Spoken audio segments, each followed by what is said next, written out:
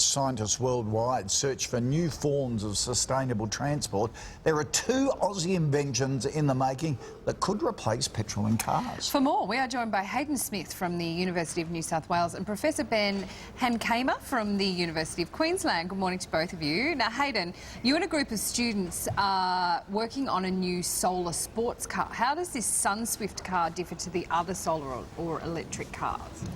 Yeah, so it's actually a really interesting question. The main issue firstly lies with solar.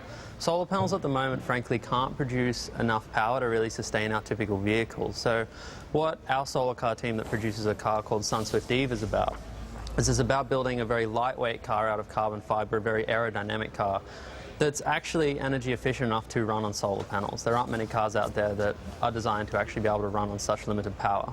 Okay, so we see the panels on the back there. Sort of, how long does it take to get a concept like this to maybe on the roads? Are you talking decades or?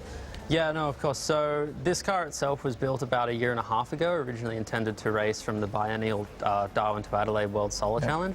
Now we're trying to actually get it on the roads within about 1 or 2 months from now. It takes about probably 9 or 10 months. Okay. Wow, that's all right.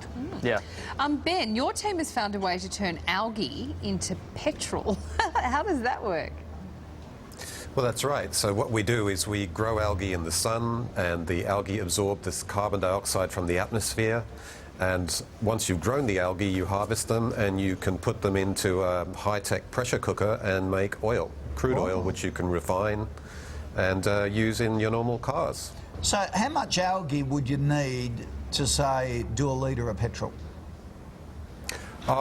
Maybe we could do this at a global scale. So we need about 2% of the Earth's surface to power the entire planet, roughly speaking. So, and as we have a lot of non-arable lands, we could produce it in that space. Well, so you could stick it out in the Simpson Desert or something like that and grow it and harvest it. So you can grow algae using salt water and sunshine and carbon dioxide and nutrients. And so one of the advantages is that you can use the non-arable land and put it out into those spaces. So you can combine food and fuel production for the future. Oh, that's a cool clever idea. I hope the politicians. Out at Lake Eyre or I hope something. somebody's listening to you guys. And you can, because you can also produce hydrogen from algae. How would that be helpful for the future of transport? Yeah, that's right. So at the moment, the biocrude oils are focused on the drop-in fuels that we can use right now. But what we need to do as we move towards 2050 is have 80% emissions reductions. And so to do that, we use algae to produce hydrogen from water.